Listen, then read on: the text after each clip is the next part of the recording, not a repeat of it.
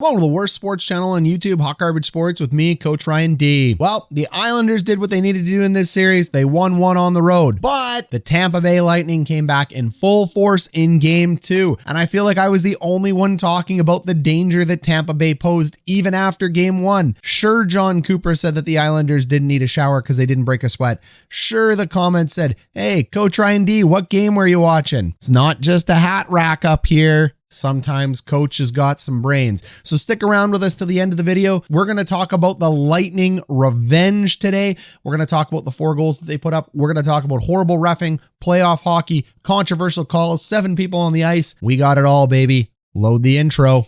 Here's Lemieux. The center penalty coming up. Look at Lemieux. All right, so I think the first thing that we should be addressing in this game is the refereeing, because it's going to be the thing that sticks out the most.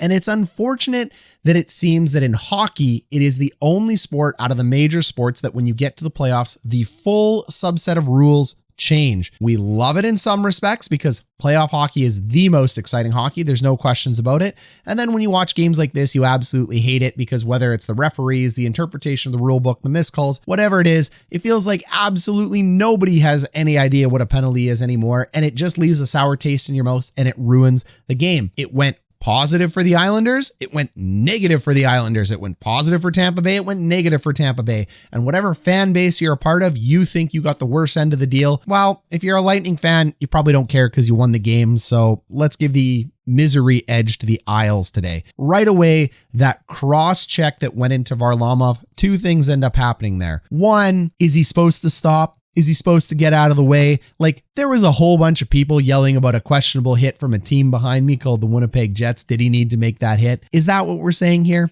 Is that why Point ends up getting this penalty? Because, like, he should have got out of the way? He couldn't get out of the way. He gets cross-checked from an Islander right into Varlamov, ends up running him. I didn't see an elbow go high, a stick go high, anything. It was an absolute bummer call, in my opinion. It shouldn't have been a penalty, but the game happened so fast that the referee made the call. There's no way to review the call, so in the referee's mind, what they saw was a penalty, and when a goalie gets run, the arm's usually going up. But it sucks because, like, nothing about that screams penalty, and in the playoffs, that's let go all the time. Maybe not because it hits a goalie, but cross checks are let go all the time. So the problem I see with fans, myself included, watching the NHL is that it's not the actual action that gets the penalty. So the rule book says what a cross check is. It's very simple. And that was a cross check by the Islanders if I've ever seen one. What the rule says is the impact of the outcome of the play is going to dictate whether or not that's a penalty. And in my opinion, that's pure trash. So he ends up running into the goalie. We see a player hit the goalie. Arm automatically goes up. It has to be a call. It's really hard, though, to be salty about this because it goes both ways all the time. It's just junk for everybody. So if you're mad about it, trust me, happens like literally all the time, even to the tune of a 4-game suspension that like was way too much. I'm never going to get over that. All right. The Islanders capitalize on that and they make it a 1-1 game. We'll get into the clip breakdown. It's already 1-0 by the time that penalty happens. The Islanders take advantage of that power play that shouldn't have been a power play and they score, making it 1-1. That's great. But if you're an Islanders fan, Tampa Bay, you got to think about it this way. Would you rather have that goal or would you rather have your goalie in the game? Luckily, in the end, it works out for the Islanders. Varlamov isn't hurt. He ends up coming back into the game. It was a spotter that put him out, but you really don't want your goalie injured for one single power play goal. That can change the whole series. It can also give him weak knees or butterflies because it can really throw you off the game, not just getting hit, but being pulled from the net for an extended period of time. I don't think it really ended up affecting Varlamov this game because, well, he's a pro and he's a very good goalie, but maybe it did. You let me know down below in the comments. All right, before we talk about the 7 men on the ice, go ahead and drop a subscribe if you're an Islanders or if you're a Lightning fan. It's been awesome getting to know all of you. I really am thankful for all of you watching my videos. We're growing like gangbusters. Subscribe. Let's get to 1,500 people. All right, the next goal and the series turning point ends up happening. And I mean, it's tit for tat with 7 players on the ice. And again, just like the goalie play, We've seen this before. It is an easy call. There's 7 people on the ice. There's a blown call. There's no question about it when you watch the replay. But when the game is going fast, it's unbelievable to think, but it happens. 2 humans on the ice, referees with orange stripes, and I guess linesmen, because linesmen can call it too, end up missing the fact that there are 7 players on the ice. Technically 6. I mean, 1 is jumping off, so you could go with 6. But either way, it's a penalty. It shouldn't count. But because changing on the fly happens this way and it's so far away from the play, nobody ends up calling it. So it is a blown call for sure. Has this blown call been, missed before? Many times. Has it been missed before to the detriment of a goal? Absolutely it has. I guarantee you it has. Has it been missed to a call to something like this that changes a playoff series? Probably, but I don't remember one in recent memory, but I definitely remember a lot of this in the regular season year after year, maybe, 2 or 3 a year. It sucks. It's an outlier, but it happens. It just sucks when it happens to you. So if you have a gripe, in my opinion, it's just with the way hockey is. Hockey is an unfair sport where the rules are enacted however we want to enact them, run by a bunch of general managers who get voted in by the players that really just want to play a Wild West style game. It's not the NFL. It's not the MLB. It's not the NBA. It's not consistent. It's consistent maybe game to game. I mean, there was consistency in this game. The consistency was the refereeing sucked for both sides. So hooray, I guess. It'd just be really nice if there was consistency in the rules, but nobody cares what the fans want. We're just here to guzzle beer, eat hot dogs, and pay money, right? It's all about the GMs and the players. So digressing from that, it ends up being a 2-1 game and the referees really take away from it. Outside of that though, the Lightning just played a much better game. And the other thing that ended up happening in favor of the Lightning is they cracked the code that was Varlamov. Varlamov last game, and I showed it. Let's go ahead and take a look right now. Varlamov last game had to make a ton of saves inside the house and a ton of green, which basically stands for good, scoring chances. Even though the Islanders played a better game than the Lightning and the eye test told you like the Islanders were all over them, I was the only person saying, that's really dangerous. Look at the chart. That's a lot of bad shots to give up. So even a bad team is going to beat you or has a chance to beat you if you give up this many shots. So thank goodness Varlamov stood on his head. And there's a bunch of comments saying, you don't know what you're talking about. We dominated them. Did you? Because the same thing happened today. I mean, here you go. Danger, danger, Will Robinson. Yes, there are a lot more shots to the outside, but that's still a dangerous amount of chances to give up to a team like the Tampa Bay Lightning when you are so disciplined like the Islanders are. And this little outlier here from Rutta is still a green chance because there was a nasty screen in front of him. So if you're going to continue to let these types of chances happen to Varlamov, it doesn't matter how good he is. Eventually the dam is going to break and goals are going to go in. That's what I think ended up happening tonight. So 1 bad call, 1 goal for the Islanders. 1 bad call, 1 goal for the Lightning. They cancel each other out. Take the bad refereeing off, and you still end up with a 3-1 Tampa Bay victory because these chances are just too darn good for players this good. Agree or disagree? Let me know down below. Okay, so goal number 1 for the Lightning. What do I mean about penetrating this team defense? Well, let's go ahead and look at 1, 2, 3, 4, 5 in okay defensive zone position, I guess. I mean, puck's up here at the point.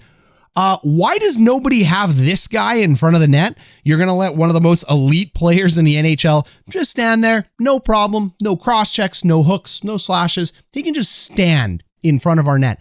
That's not good team defense. And it ends up costing you.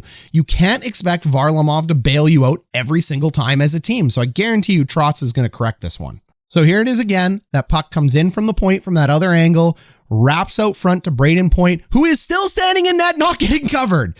There were 4 Islanders who had the opportunity to call out and call Point. And that is Pollock's man. It's his man, period. Pelech is doing the right thing. Pollock is caught puck watching. He never once thought to tie up Point. You need to lift sticks. Doesn't happen. And he ends up going roof daddy with a gorgeous shot because he's friggin' elite. That's not good team defense. And trust me, that one was not the referee's fault. Okay, goal number 1 by the Islanders. Sometimes you got to be lucky to be good. They end up throwing a puck cross ice, gets intercepted by the Lightning defenseman who literally passes it in the slot. Goal. Things happen. Things happen, Lightning fans. I mean, it's not perfect. You go to the bench, coach rips you a little bit. Maybe he doesn't even rip you. Maybe he just tells you, that's on you, man. And you know better. Penalty kill or not, it's not the way to do things, but reactions happen. We're human. 1-1. Islanders end up capitalizing. Okay, so the goal where there were 7 Tampa Bay Lightning on the ice, there is definitely some coaching and team defense that can be done to correct this. Kucherov has the puck down below. How do you defend 7 guys, Ryan? Well, you don't need to defend 7 guys, stupid. Let me explain.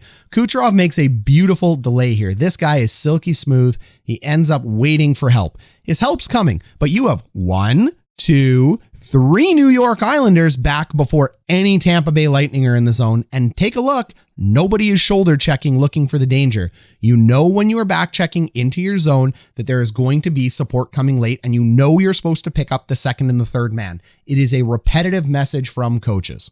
So we go forward a couple more frames. We end up seeing 1 more Lightning join the rush. Now you have Nikita Kucherov playing cat and mouse with 2 New York Islanders. When it is a 2-on-1 game, and hockey is meant to be a 2-on-1 game, 1, 2 versus 1, you need to be able to pinch him off and take the puck away. Is Kucherov elite? Darn right. Does Kucherov make them look silly? Absolutely. Is that acceptable by NHL players? Nope, not at all. You could have defended this. As good as he is, 1 man beat 2. Unacceptable. And then what ends up happening to the 3 New York Islanders? We go a couple frames forward. Again, Kucherov still has the puck. We still have 3 Islanders in the zone. Here comes that late man. 1, 2 guys puck watching, and that is okay. But when you're playing team defense and you see chest, and they've only seen chest, when you see a player's chest or eyes, you do what is called contain. You don't pressure the puck. So if you're containing, you have to have your head on a swivel looking for danger coming in to support. They don't do that. They get puck watching on Kucherov's beautiful mitts. And then all of a sudden the late man comes in and Kucherov's able to sneak it over. Sure, is it illegal because there's 6 guys on the ice? Absolutely. But it's still defendable, and it is still a reasonable assumption that the Islanders could have made that somebody is coming in late. They just didn't pick up their man, and he ends up scoring. And there you go. A couple frames later, 2 guys are trapped. 1 guy is in the middle of the slot. Tough. I mean, that is the most dangerous scoring chance you can get, and the Islanders are just too dangerous. And the Tampa Bay Lightning are just too dangerous. So that might be a bit of a controversial take because you might be a little bit butthurt that it was an illegal goal because 6 are on the ice, but tough, that was defendable. Sorry, you absolutely can play better team defense than this when you're as elite as the Islanders are at that. Okay, so goal number 3 for the Lightning. Jan Rutta is going to put it up here. Top cheese. There's no chance for Varlamov here. Like, this again is called a green chance because you have a perfect screen. Here's the hitbox if you're a Call of Duty player. I mean, these 2 screens here basically take away any eyes that you can have on the puck. And this is just a fantastic shot by Rutta that finds the top shelf. Not much you can do here as a goalie other than guess. Most defensemen keep pucks low looking for deflections, but if he's going to pick a corner this well, again, not on the goaltender.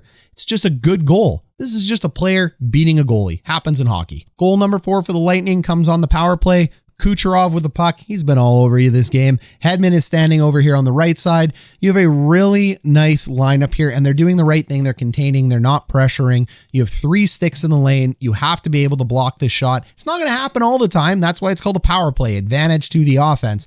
You need to be able to take this puck away in order to keep it out of the net. It doesn't happen because it's a perfect cross-ice pass over to Victor Hedman, who scores. Again, this isn't a defensive breakdown. This is just getting beat by good offense. It's not going to happen every time. Most of the time, the defenders are going to win battles like this, even on a kill when you outnumber at this level.